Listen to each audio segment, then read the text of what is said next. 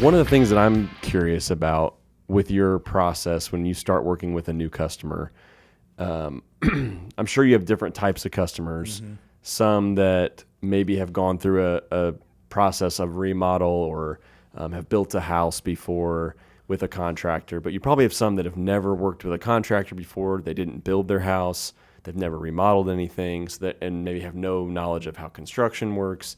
How do you kind of identify what type of customer you're working with, mm-hmm. their knowledge level going in, and then is there anything that you do to kind of educate them on how the process is going to go?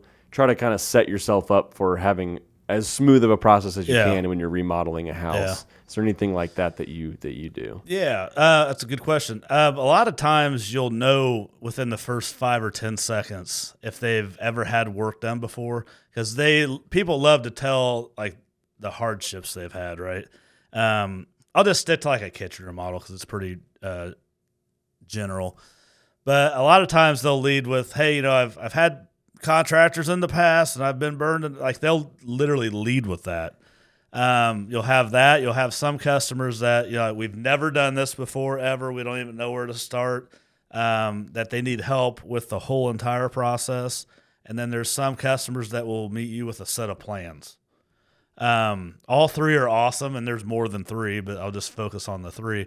The one that's had the bad experience, I mean, you manage that differently from the beginning. Your process is still the same. We walk everybody through the same process on every project from the very beginning, what to expect, the lulls of a project, because believe it or not, you're not going to have 8 guys there, the entire time. There's lulls in projects too. But everything is calculated and managed, and we have like a chart, so to speak, of the whole map of the project. Now, if this is an exterior project, you have to factor weather, you have to factor other things, right? There's always setbacks, and you have to plan for that and set your customer up for, hey, things are not always going to be 100%, but that is our goal. But things happen. Just let them know that, and and more importantly, we're going to be here the whole time to see this through, to figure this out. You're not going to have to manage it. We are. But just expect, a few bumps in the road. I mean, when you fly to, say, Florida, you get turbulence, right? It's never a smooth flight. It's the same thing with construction. Same thing with anything you do. So you just kind of have to set those expectations with people and be real, too. Don't ever I'm guilty of this, and I am learning too. I'm very aggressive, like with schedules. Like if I say we're going to be done in 6 weeks, a lot of times Carrie will say you probably should say 8, right? And so that's the accountability piece that going back to like core values, like that's why you have awesome teammates. People that'll keep you accountable or say, hey, I know we probably can do that, but we have this going on. We might need an extra week or two. So I value our team because everybody's real. Nobody's looking out for themselves, and we're in it for the customer, period. That's really all we're there for. But yeah, that's what I'd say about that. Yeah, it reminds me of my former employer, Trent with Housemaster. Shout out to him. What's up, Trent? If he watches it. I remember going on some meetings with him early when I first started with them, and he would, because their business, it was home inspections, and so they work with a lot of real estate agents. That's where they get the majority of their leads or business referred to.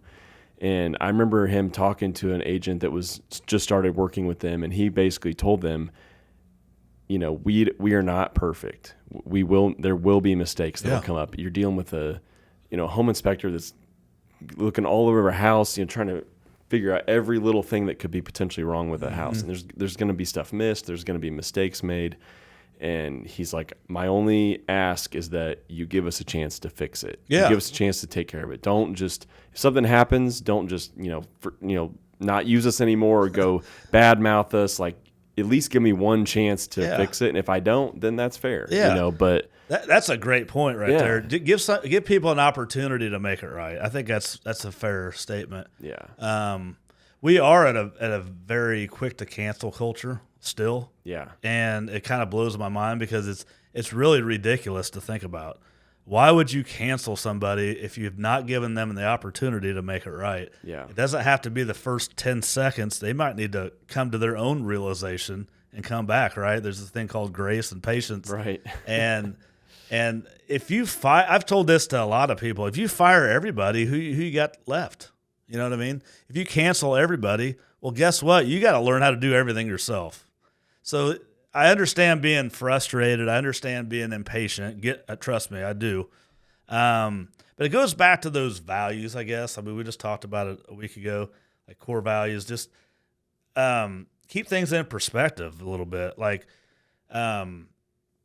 there's a lot of mental warfare going on right now. A lot of people are battling things that we don't even know about. Like if you drive down the road, you look to the guy to the right or the left, they're probably battling something you have no idea, like something deep maybe, or maybe not. I don't know.